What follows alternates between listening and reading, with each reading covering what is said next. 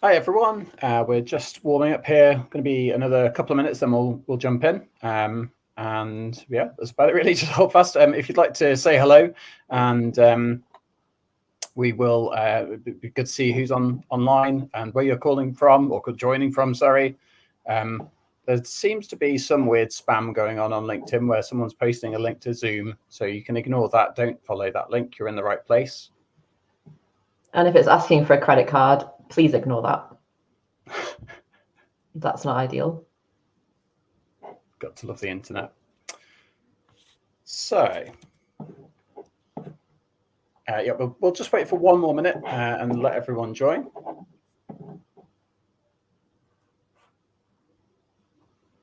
I think we definitely needed holding music. I'm not going to start singing. Yeah, don't start singing, Mark. I've heard you singing. It's not one for the audience. No. We'll get complaints about breaking speakers. The view should just be live now, so let us know if you can hear us and see us in the comments. I can see a few people saying hi and where you're from, so that's great. Hopefully that continues, and ignore the any spam that's asking for you to follow a link that isn't this one. Good morning, good afternoon. Lovely to have you all with us. People joining from all over, which is brilliant.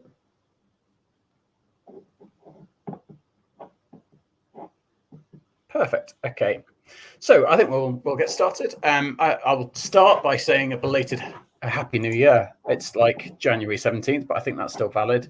And in the New Year's spirit, we obviously are thinking about the year ahead, and we kind of thought about some of the shiny, trendy stuff, topics that we could do, and I suppose what we're bringing to you today is a little bit of a nuanced version of that. We're hoping to share some thoughts on things that you can kind of take into the new year, things to be thinking about right now, but stuff that we're hoping will add value on an ongoing basis, and be kind of generally interesting.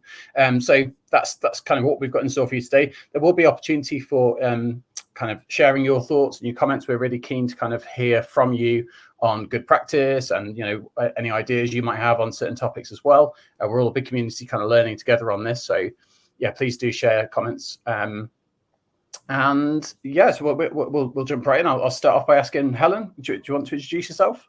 Yeah, thanks, Mark, and hi everyone, and thank you all so much for joining. I'm Helen Marshall. I'm Chief Learning Officer here at Thrive, and I do have to still pinch myself when I say that out loud because it's a recent promotion. I've just moved into this position. So and what does that mean? I guess I am going to be a positive voice for change in the industry. I'll be part of research projects. I'll be doing webinars like this more actively across this year, but also thinking about how we can be an agent for change ourselves within our own business, and practicing what we preach as a vendor for our own people as well. Mark, do you want to introduce yourself too? Certainly, yeah. So I'm Mark Ward. I'm one of the co-founders here at Thrive, which means that I am luckily and fortunate enough to work with a wonderful team of people. And basically, my job is to support everyone as best I can.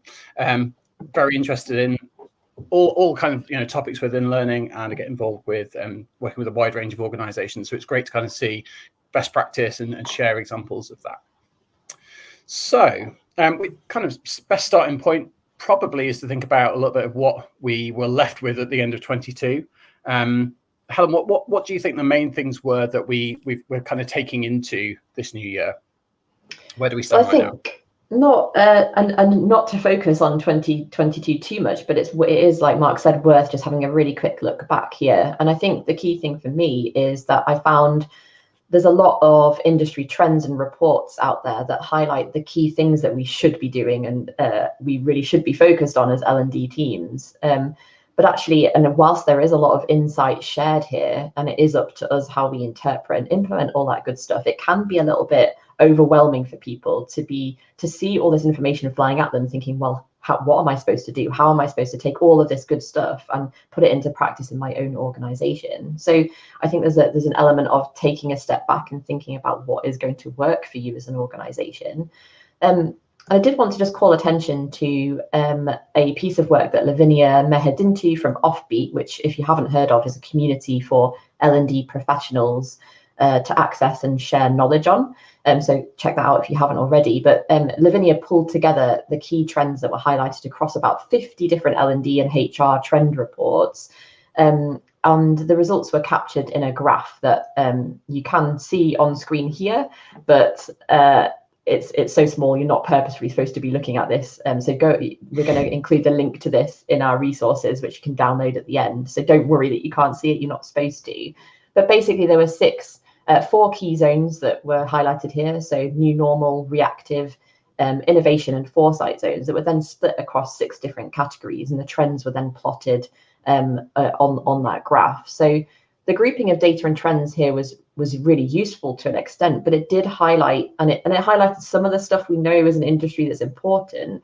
But I think there were some curveballs in there for me personally in terms of AI and machine learning. They appeared on the new normal, for example, in places, or the idea of communities appearing in the foresight zone, which again surprised me because we've been talking about communities as an industry for a while. But overall, I think that there was a lack of things appearing in the innovation and foresight zone. So it'd be really interesting on the chat if you think, do we as an industry innovate enough? Are we predicting what's coming, and do we have that foresight as an industry in general? But overall, my main takeaway from this is that it's a good reminder that it depends entirely on where you are as an organization and what the needs of your business are as to what is classed as normal or innovative for you. So as long as you're interpreting these reports in that context and not being, I guess, a bit rabbit in headlights about all this stuff coming at you, then you'll be okay. The problem does arise when people become a bit reactive to that and try to solve something with a solution before actually identifying what the problem is. So things I would call out from this, though, that are useful are the ideas of peer learning, self-paced learning, learning in the flow, inclusive learning, and development of power skills as well. So they're all things that have been important across 2022 that I think will continue into this year, and we'll dig into elements of that in today's session. Great. Okay, so we're going to have a bit of a look at kind of what some of the big trends are, and what am I trying to describe here? You know, when we go to the conferences and everyone's running around in VR headsets and there's like a new thing that is on all of the banners, you know, what's that going to be this year, basically? What's that trend going to be? As we're looking at that, though, we'd be really interested to hear your thoughts. You know, what's top of your agenda for this year? What are the things that you're really excited about? What trends are you spotting that you think are going to be really big? Or even just, you know, what things are you working on that are really important to your strategy for the year ahead? And we'll highlight some of those comments after. So Helen, you know, what are you seeing in terms of what the industry is talking about, and what do you think is going to be most on the banners and the headlines this year? Yeah, that's an interesting question. And we'll see whether these predictions are right when we get there in May. But I've done a bit of a quick review. So some of the stuff that I've just called out from Lavinia's report does feed into some of the stuff that people are saying this year. But I've also done a review of what other vendors are saying, what other practitioners are saying across the industry as well. I love the fact someone's called out keeping it simple there. Absolutely. I think that is bringing it back to basics. I mean, Mark's going to get annoyed that I've said that. But the things that I would call out are that people are talking about, and some of this I don't necessarily agree with, but a lot of it I do. So collaboration, flexibility, and work-life balance are definitely at the top of people's agendas heading into this year, or as we progress in this year.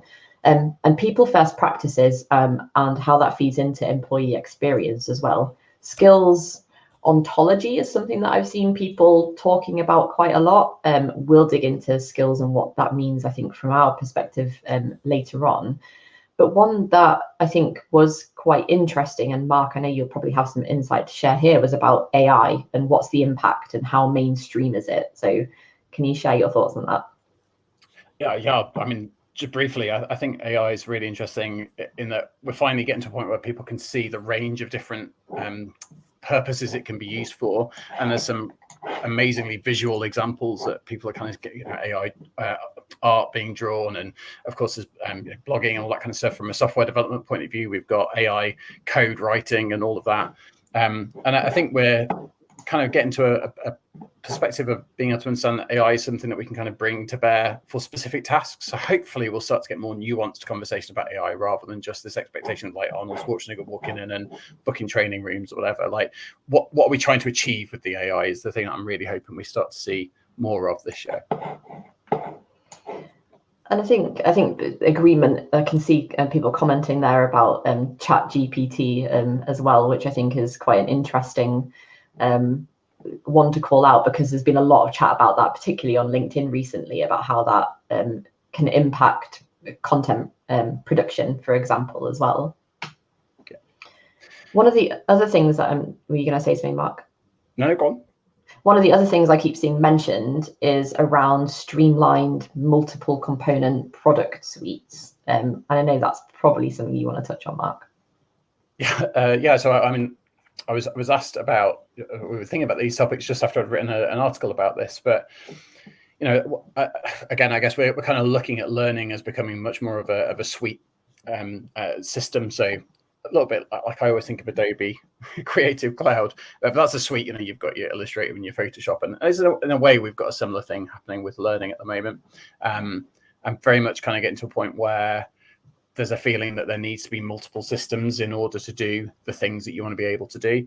I've got mixed feelings about that. I think there's elements of that are maybe overcomplicating it. We've kind of had the LXP LMS element, and we've seen that can be quite a confusing picture.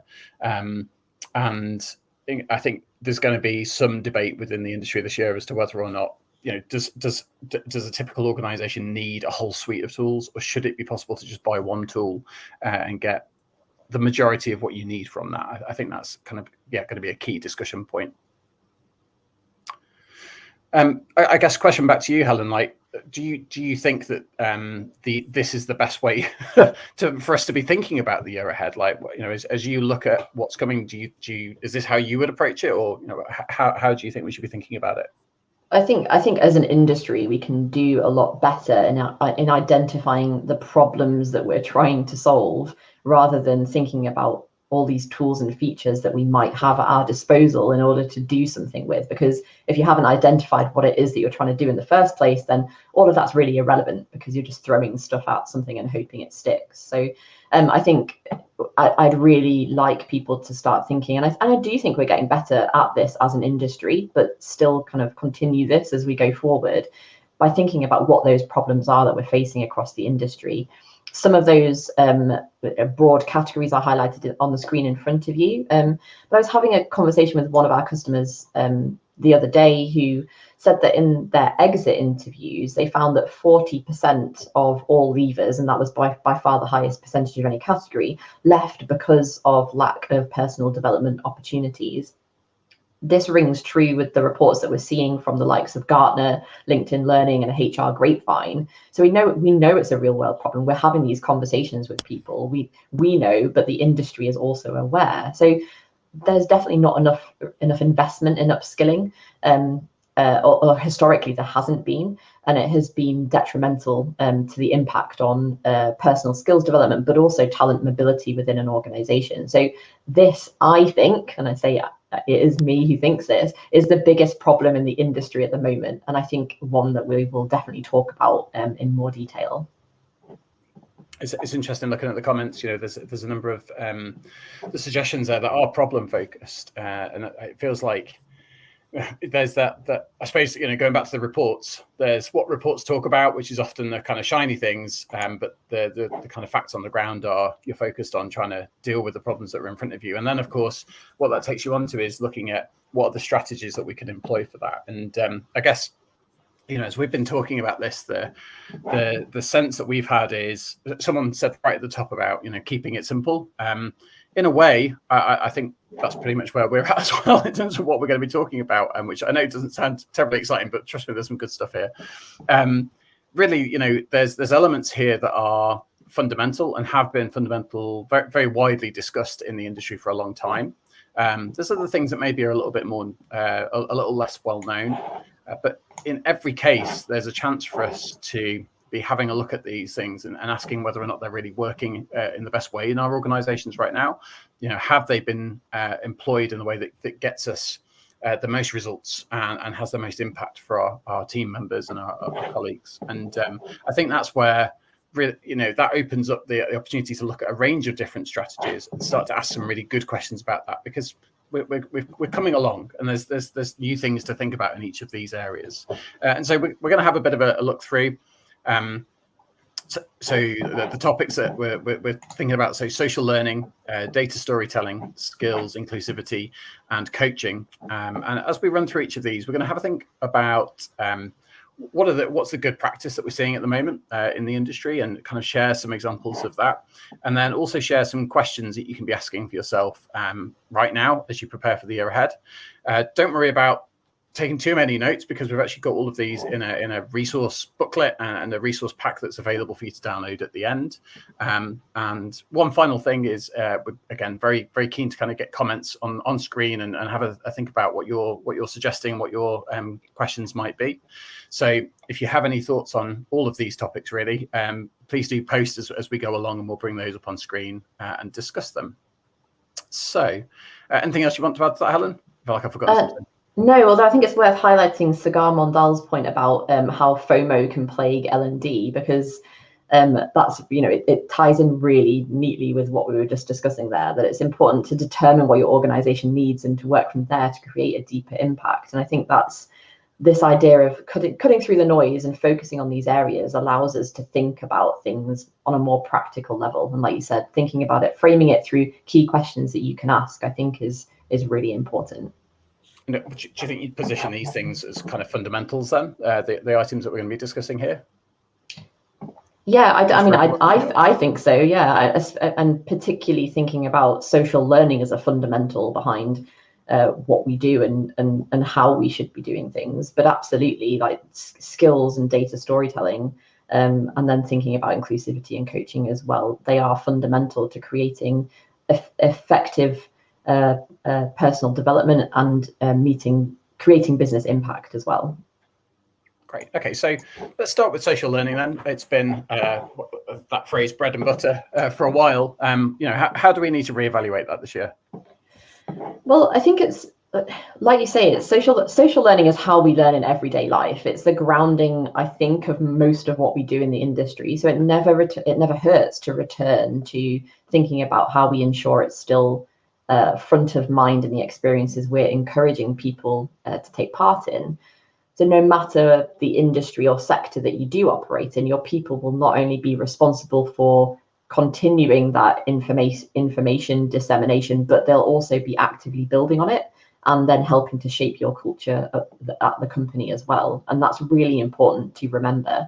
So it's essential to think about how we build the three things on screen here. So how we build connections, how we communicate with people, and how we collaborate from a social perspective. And I think you'll hear building relationships as a common theme as we move through some of these slides. But let's take the retail sector, for example. So we work with a variety of retailers who have really felt the need to bring everyone together, particularly after the past few years, and unite their frontline workforces who are in diverse locations a lot of the time in ways that can see them knowledge sharing more effectively.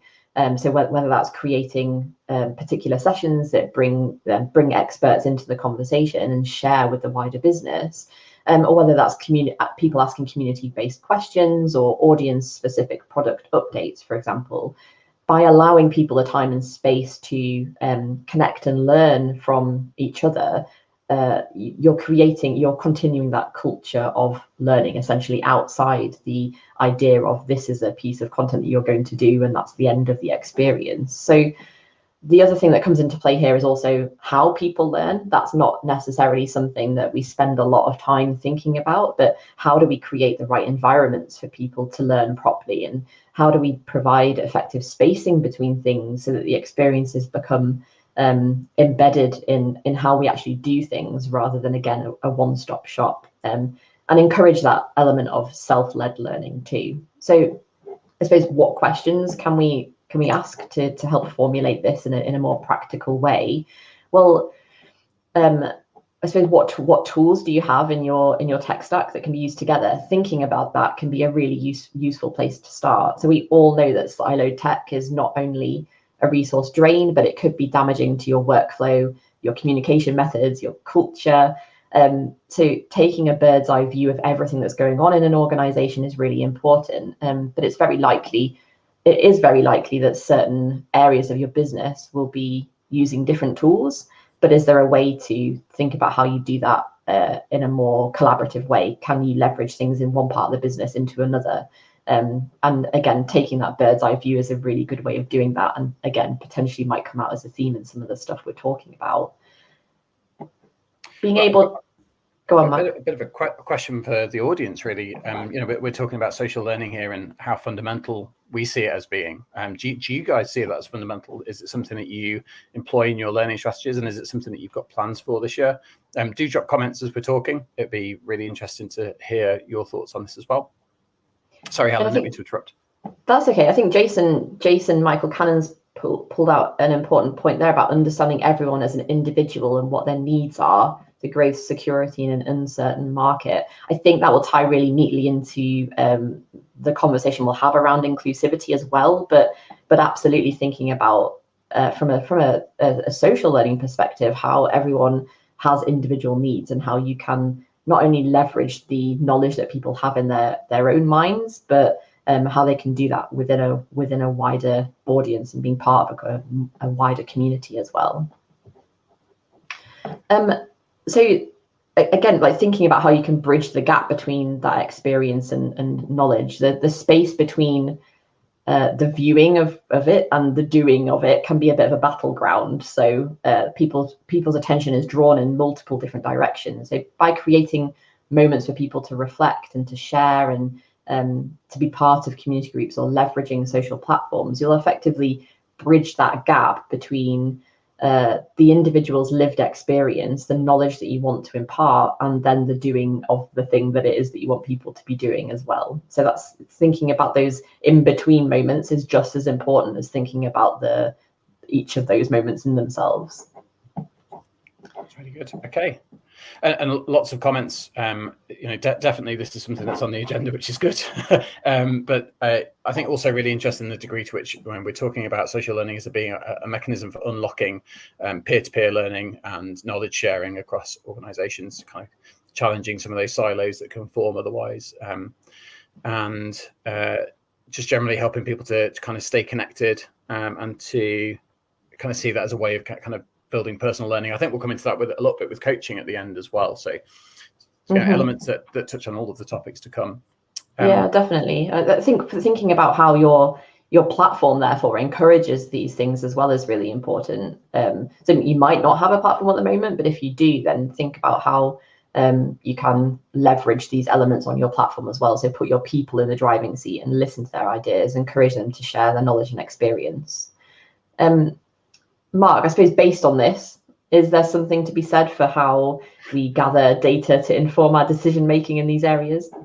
Well, it's funny you should ask, because I just happen to have a slide on that. That's convenient.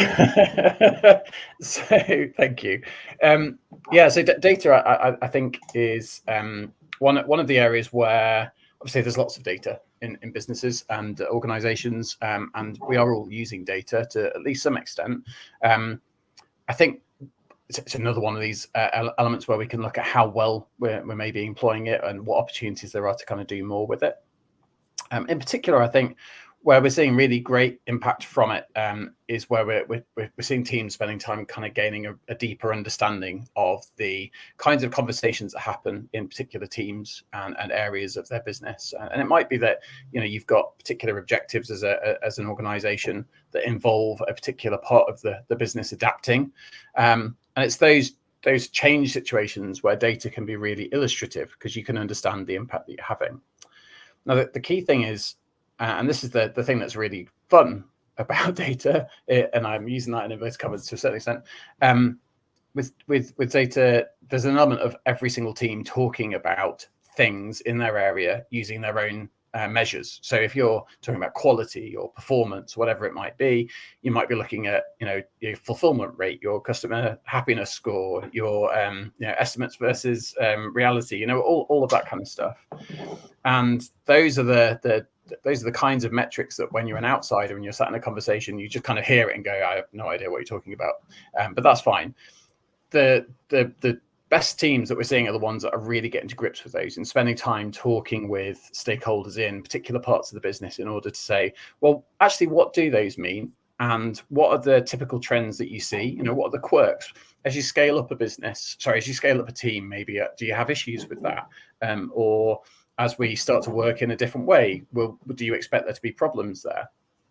And through that, you can start to identify some of the key challenges that you might be able to support as a team. Now, one of the interesting element there, we're talking about data, but we're going to touch a little bit on the coaching element, because as you start to ask those questions, the thing that quite commonly happens is that you may have some kind of an idea or some awareness of an existing solution within the organization elsewhere that this team isn't aware of. So it might be a problem around how do we onboard new staff in this new world that we're kind of entering into. It might be a problem of how do we measure this in a different way. Whatever it is, if you're regularly having these conversations with stakeholders across the business, you actually become something of a consultant in terms of being able to recommend courses of action, different ways of working. And so that kind of coaching comes in from the perspective of helping people to see different ways that they might go about trying to achieve what they're trying to achieve. And there's kind of like a double whammy. Not only are you getting the chance to understand what's going on in an area better, but you also get the chance to influence and support that part of the business and make them feel that you make them understand the expertise that you've got that you can offer. So those kinds of conversations, again, we talked about the bird's eye view and kind of getting a big picture, and also networking. Again, this just comes down to networking and really spending time understanding that stuff and getting mucked in. The other element of that then is, or the other thing that emerges from that is, I suppose, a move towards more measured data collection. A lot of teams that I've worked with and supported, I've kind of noted the way in which initially there's a desire to just kind of collect lots of data and have metrics that go across a full year in order to see what the picture is on an ongoing basis. Thing to be aware of with those kinds of metrics is that they're very expensive, that they take a lot of time for you to maintain and support. And so if you have too many of them, it can really be a drain on your resource. It's often more successful if you can identify a particular measure that you're trying to influence based upon these conversations that you've had, and focus on a particular period of time in which you want to make an effect, a time where you would generally expect that isn't going to change, not as you're going into the summer holidays, not as you're kind of running into Christmas or whatever else it might be, obviously business and department specific, but what are the times that you could reasonably have an effort to try and maybe decrease a particular metric or increase something, or demonstrate that you're supporting. So it might be around customer happiness with calls and support that they've had, or it might be around how long it's taking for things to be picked in a warehouse location, or something along those lines. It might be health and safety related, might be compliance related. Whatever that metric is that you're looking at, pick a stable time, and then within your strategy, plan out when you're going to do a focused period of learning around that. It might be a campaign, it might be stuff that's face-to-face, it might be any number of different strategies, but doing that at a particular time where you can then measure the impact that you've had is a really beneficial thing, because of course that then means that you can illustrate what you've been able to achieve in terminology that the wider business understands, which is the key challenge very often. So I suppose kind of key questions in this area. Have you identified the needs and networked in order to kind of get a detailed understanding? Through that, consider how you might have an opportunity to kind of coach for change. And as you're listening to the conversations, listen out for challenges and probe and ask questions about, is that working smoothly? Are you finding that to be something that's taking a lot of time?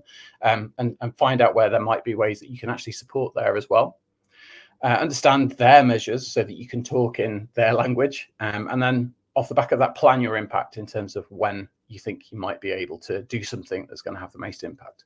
And of course, don't try and measure everything forever. That will be too much. But what can you measure for a short period of time in order to demonstrate what you've been able to achieve?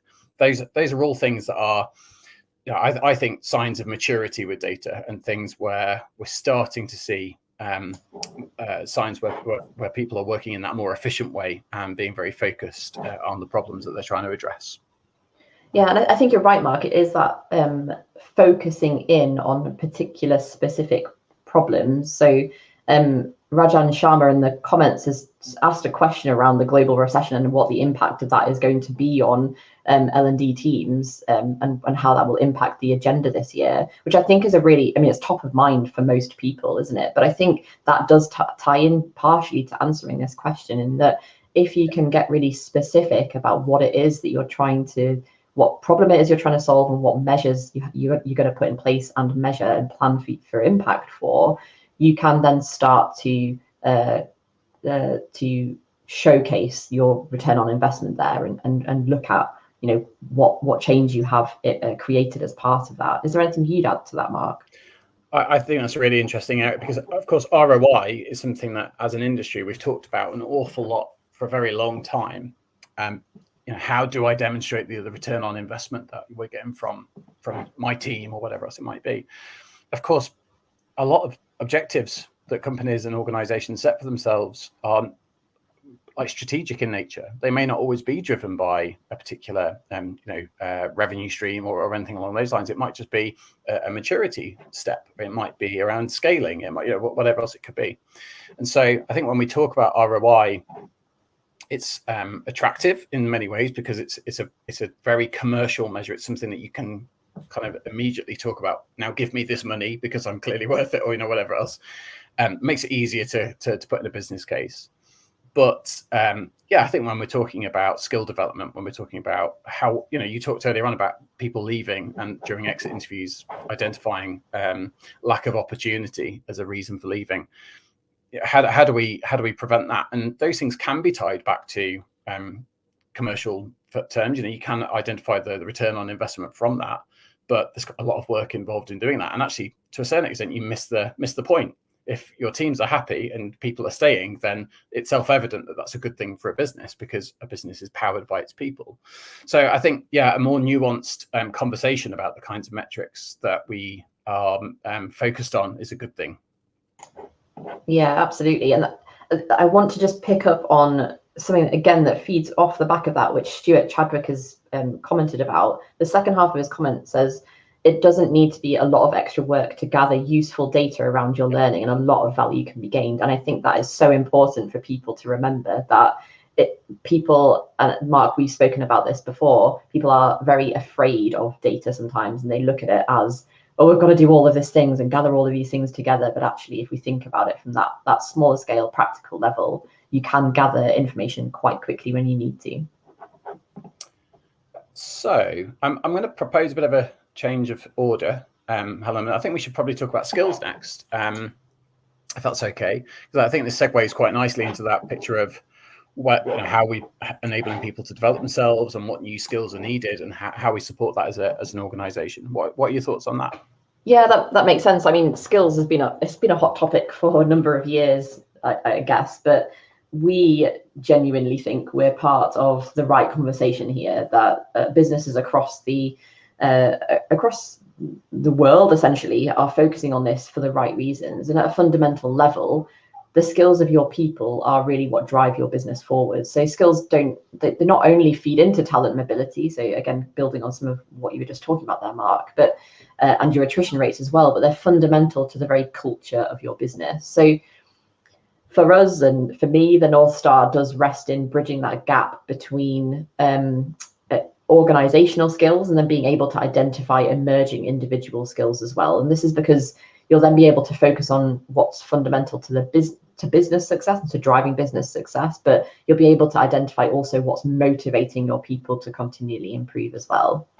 So skills are here to stay, whether you like it or not. And I think we should really take a holistic view of them. Now, the way Deloitte defines skills, I think, is really interesting. So they categorize them into three areas. So they categorize them as technical skills, which are things like data analysis, to build up what we're talking about, accounting, the harder skills essentially, human skills, so critical thinking, self-awareness, emotional intelligence, all that really good, difficult stuff.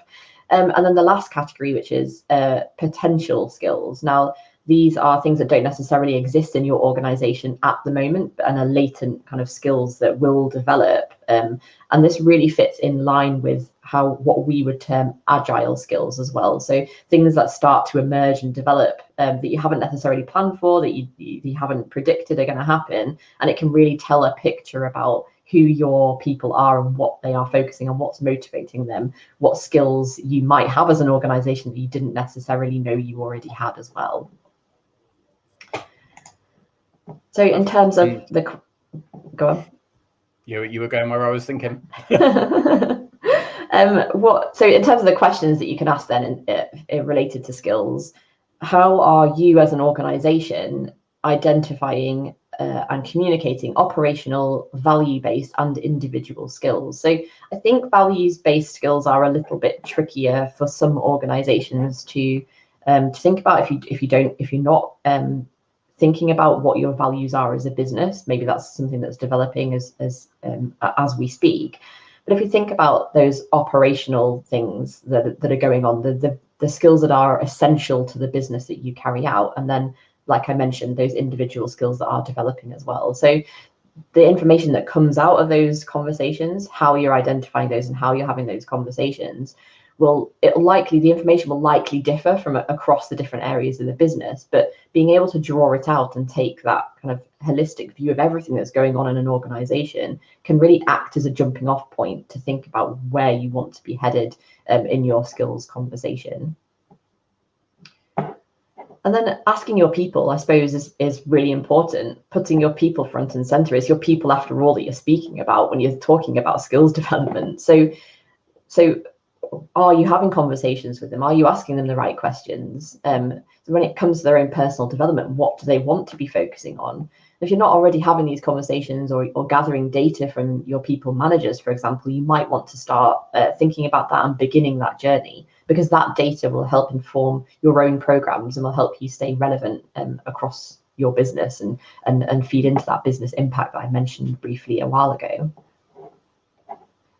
As a question here as well, so from Breton Sharma, say potential skills, interesting. Would that not be a combination of technical and human skills? Yeah, potentially, I guess so. I guess the interesting thing there would be, well, what is emerging as a latent skill across your organization? Because it could be it could still be a technical skill that's emerging. It could still be a human skill that people are wanting to focus on. So it could still fall into those latter two things, but it's whether you've maybe predicted as an organization that's going to happen and allowing people that kind of space for those things to develop. But I guess I don't know is the answer to that question. It could be either. It could be a combination. I guess that's why they're potential skills ultimately. Mark, do you have thoughts on that? I think, yeah, it comes back to the thing that gets me really excited about these kinds of skills is that people are intrinsically motivated to develop themselves in it. You know, you're talking about an area where people are excited to be learning, which how an organization can tap into that and take advantage of it. I know that sounds a bit bad, but like, you know, it's positive because it means that you're encouraging your teams to work on things that they are motivated for themselves. And that will only, there's a couple of comments about this all being linked together in terms of well-being and people feeling happy in their work. And I think there's that element of if you can understand where people are trying to develop and look at how that can be of use and be productive, then actually you've got the best of both worlds and you're getting something out of the thing that people are wanting to put energy into. And Katrina Williams has just asked there if we can expand on the point about agile mindset. And I suppose this is what we're speaking about here, is that idea of people being motivated and able to develop their own skills, and it not necessarily being part of a set agenda that you as an L&D team are aware of, but people are able to go away and do and have access to relevant information. And then you can respond as an organization to that. So you can recognize the opportunities for talent mobility and emerging trends within your business. So being able to adopt the willingness to not have that full control over what that skills agenda looks like within your organization is really what we're talking about here. And I think also there's an element there of like the planning, like how you approach your strategy for the whole year of course, the waterfall mindset there would be, I'm going to plan out everything and I'm going to know exactly what we're doing right the way up till December 2023. Agile approach is a little bit more around, well, these are the key things that we're trying to achieve. And on a regular basis, we're going to have a conversation about what we can focus on in the next little chunk of time, what we can do that we think might impact that, and how we can measure the impact that we're having. And then that allows you to be very responsive to the needs of the organization. Stuff that changes quite rapidly, you can then decide that, you know what, we're going to make that the focus for our next period of time. And that's, you know, it could be 2 weeks, it could be a month, you know, however you want to chunk that up. But the smaller windows that you're working in kind of lend themselves to being more responsive. And that links back to the data conversation we were having a moment ago, because of course you can then choose to focus on a particular metric that might be coming out of conversations that you're having with managers, where it's being identified that that's of concern or that it's of interest, and you might be able to say, well, actually, let's have a little bit of a period of time where we're going to focus on that and what influence we can have on it. So that's kind of the other angle of, I suppose that's another way of talking about that angle of agile learning. Yeah, and I think that again, kind of talent mobility here, I think as the primary goal of a skills-based organization is something to think about. And yes, identifying those skill gaps can help you inform your hiring processes, but then recognizing those emerging skills can also help you understand what, like we've said, what is motivating our people, and leveraging that information will then make buy-in a whole lot easier and talent mobility more prolific across your organization. I don't know, Mark, whether it's worth me continuing on with coaching now, or did you want to flip back to inclusivity? I don't know. There's a comment here about any recommendations for refining skills strategy. Might be a good question to just quickly focus on as well. Yeah, so I think that ties in again with what we've been speaking about in terms of what are those wider goals. So as a business, what are you trying to achieve, and what are your, I suppose maybe you've got KPIs, for example.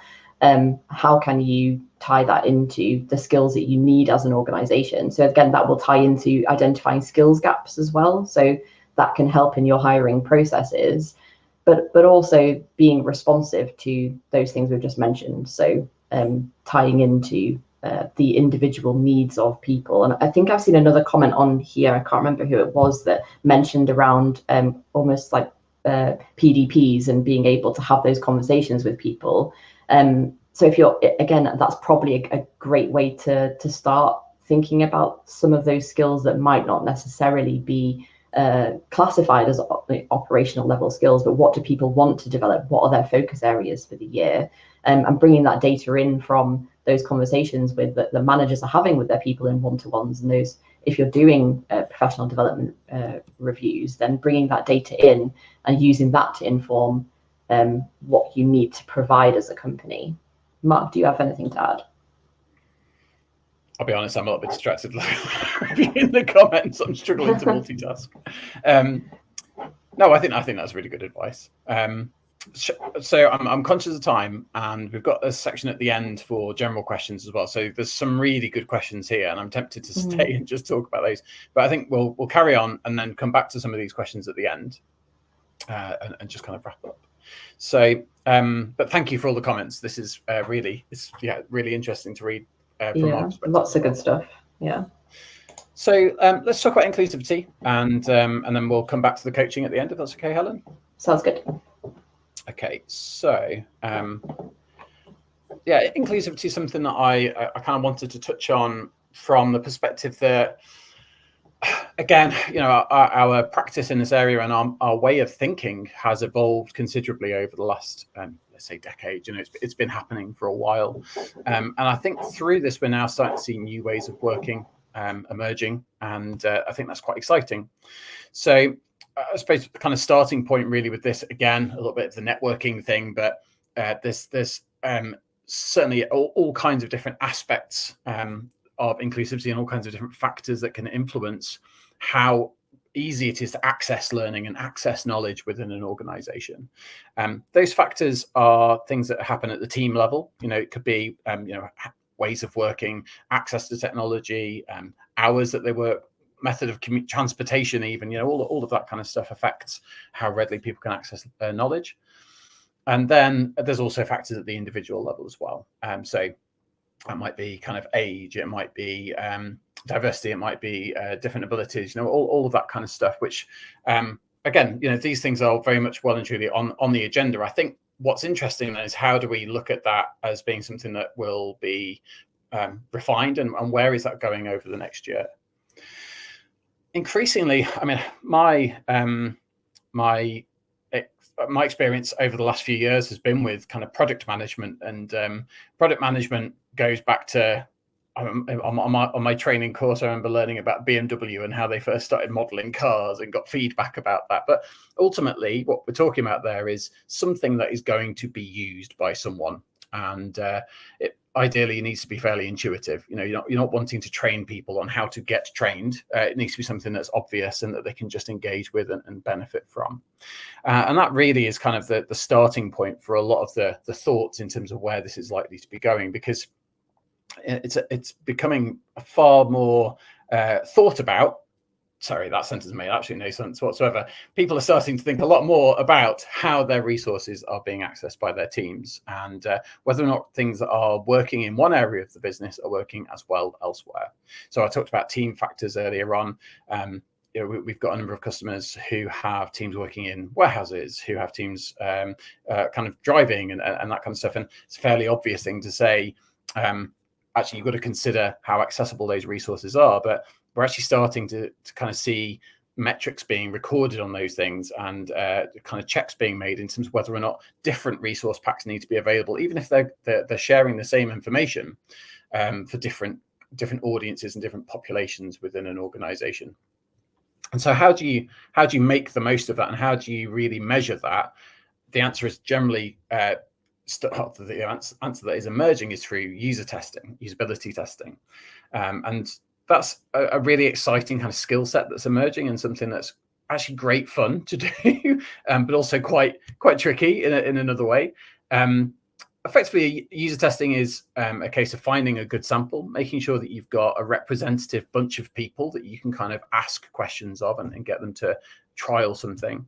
And then the key and the challenging thing about it is asking unbiased questions. So, you know, questions like, do you like how this looks, or do you find this easy to use? You know, those are leading questions. Whereas really what you want to do is focus on the specific interactions. Oh, my computer just froze then for a second. Sorry, am I still with you? Yeah, you're all good this side. It didn't freeze for us. Well, for me anyway. Okay, good. So yeah, it's focused on the specific interactions that you're trying to measure. So how easy do you, how would you go about sharing something with a colleague? How would you go about accessing a piece of knowledge that you previously saw on the platform or in this resource, whatever else it might be? And then kind of running through that with a number of different people, recording the results and being willing to kind of make changes. Again, it goes back to that agile mindset on working practices, because the more rapidly that you can identify problems and iterate on your resources, the quicker that you can address those. So usability testing is becoming quite a big thing within learning. A couple of key questions on that. I'm going to just blast through those for time. But I think the really interesting point that I wanted to highlight here was around handling that feedback and being willing to accept that things aren't perfect. Everything that we produce, you know, we've got an inner desire for it to be perfect for as many people as possible. And I think that the key realization is, even if you did produce something by some miracle that was perfect for everyone today, things change over time. And that's the reason why it's important to continually assess this and look at what is the employee experience, not just around things like onboarding, but, you know, as people change role, or as people are trying to learn some new system that's being brought in, whatever else it might be. And with that, you know, handle that negative feedback as well as the positive feedback. Everything that you hear back from an end user is an opportunity for you to understand how you can make it better, and whether or not you're hitting the right mark. So, you know, that's all really important stuff to hear. And the benefit of time, we'll jump on to the final area, which is around coaching. Helen, over to you on that one. Yeah, and I was just going to say, just before we do move on, it's not a question to dig into, but just a comment that Matthew French has highlighted around with inclusivity. I think a lot of the times the idea stops with closed captioning, and we need to start looking more holistically, taking into account larger societal attitudes and how they can affect a person's understanding. Yeah, so really, really good point, and totally agree with you, Matthew. So yeah, just before we dig into coaching, just wanted to highlight that.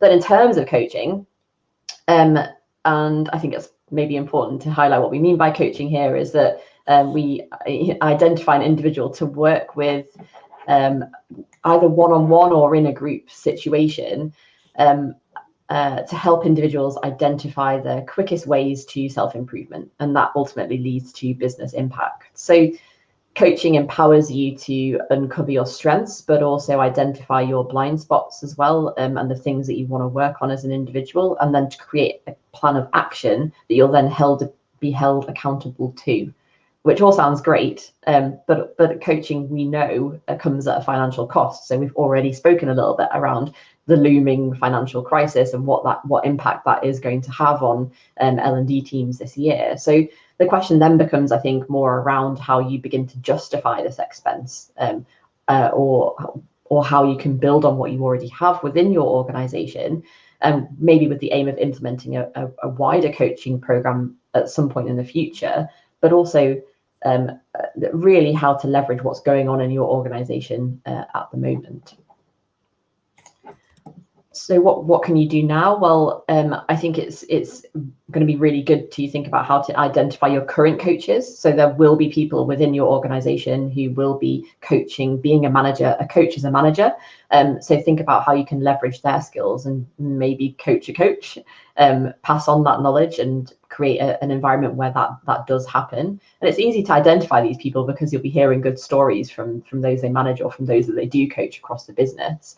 To dig into what they do, how they do it, and to work out how you can kind of bottle up some of that magic, essentially. And then I guess what business impacts would introducing coaching bring? So if you're thinking about, well, we do think we need this for the business, then really being able to create an effective business case for it is going to be the first step here. So what impacts would introducing coaching bring? So coaching can lead to faster self-development by shifting someone's mindset to where it needs to be faster than you would have been able to with a traditional manager-only led conversation. And it can also provide headspace for innovation as well, which I think is really key here. And something, so we've just hired an internal coach for Thrive, which is so exciting, but I really do think it's going to lead to more innovation within the business because it's providing people with the headspace there.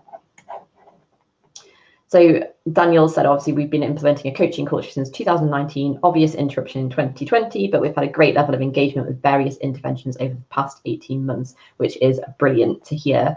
And Daniel, don't know whether you want to share any more in the comments about some of the insights that have been gained from that, because I think that's what personally I'm really looking forward to in our own coaching program, is what insights that coach can bring to the wider business in terms of how we actually do things on a daily basis.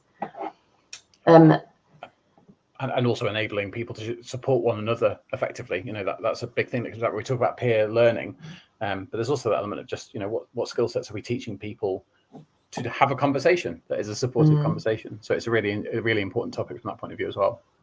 Yeah, absolutely. And I think leading into the last question, what type of coaching will have the most impact in your organization is probably something that you want to start thinking about. And I think your answer to this question will tell you a lot about you and your team's mindset when it comes to coaching, as much as it will about your business priorities at the moment. So there are going to be smaller scale ways, like I've said, to introduce coaching in your business.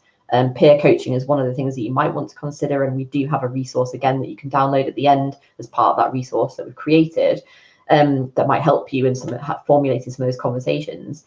But they do take longer time to embed and drive results. So, you know, higher cost, faster impact, or lower cost, slower impact, essentially at the end of the day is the different differentiation there. Okay. In the interest of time, I'm gonna move on to questions, if that's okay. Unless were there any key things you want us to highlight before we move on? No, sounds good. Cool. Okay.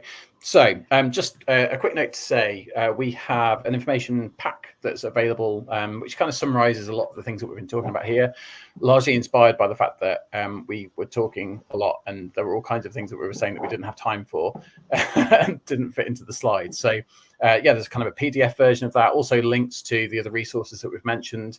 Hopefully that's of use to you and it will be useful, and you can access that through the QR code here. I'll leave this on the screen, but we're going to kind of open up the floor to questions now. And I think there were a couple that I've asked Richard to just queue up for us. Okay, Rajan. So my interaction with employees and colleagues suggests that they want what they want to learn and what the organization wants to focus on seem like two different tracks. How can we in L&D marry the two? And any thoughts on that, Helen?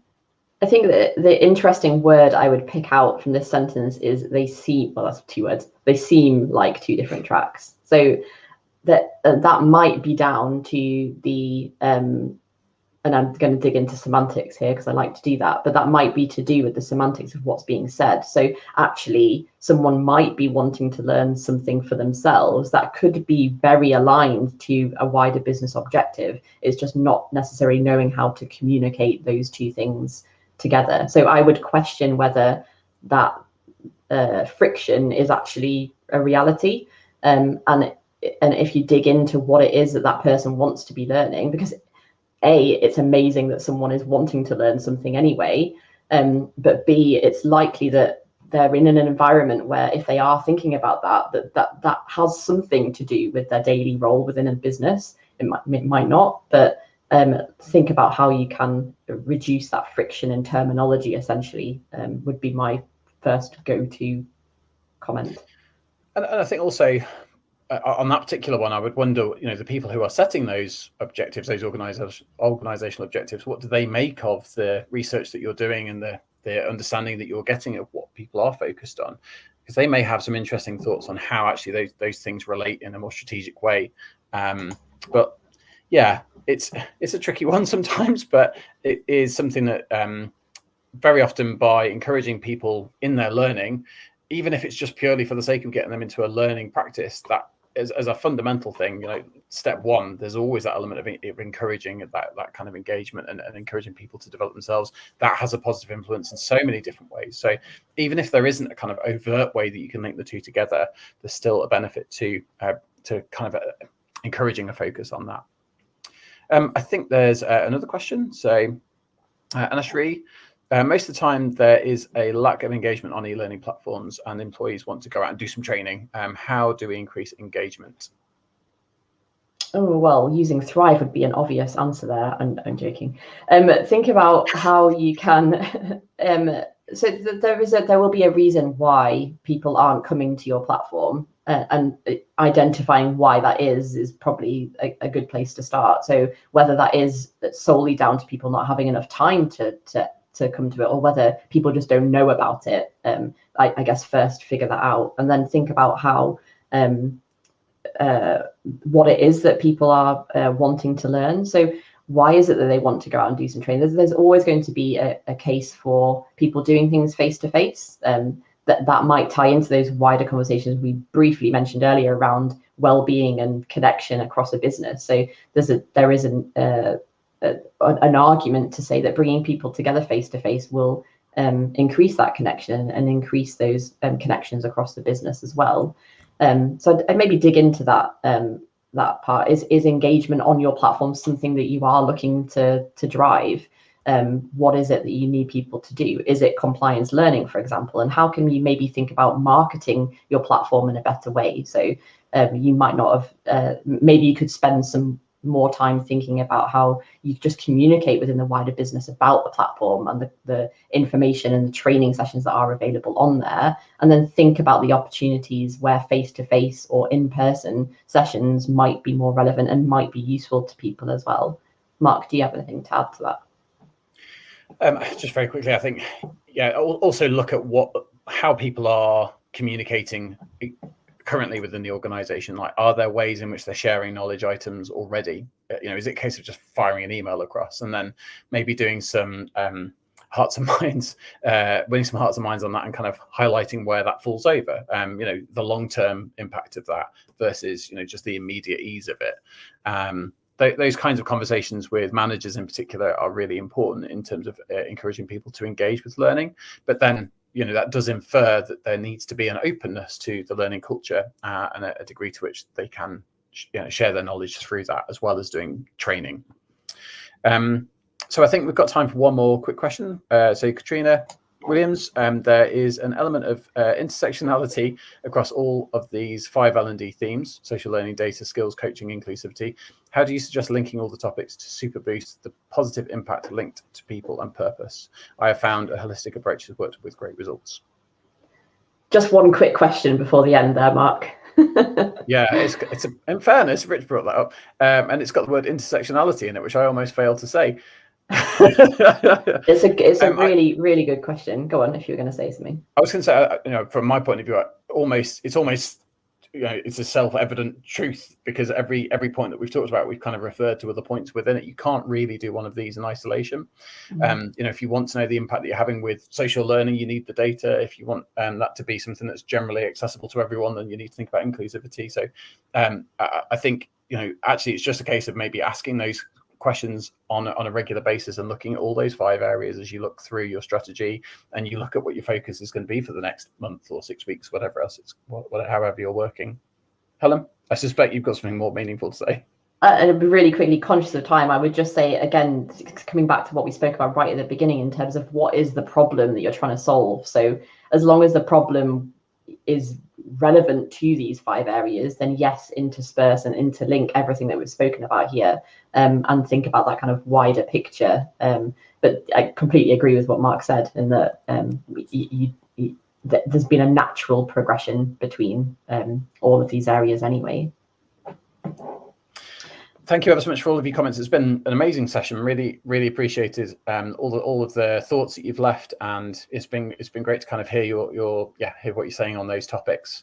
Helen, some upcoming events? Yeah, just a last couple of upcoming events for us at Thrive. So there's a session called Must Know Tips, where we're bringing Wirral Council and Dorset Council together to talk about their use of Thrive and how that's made change, increased engagement, to link into that person's last comment.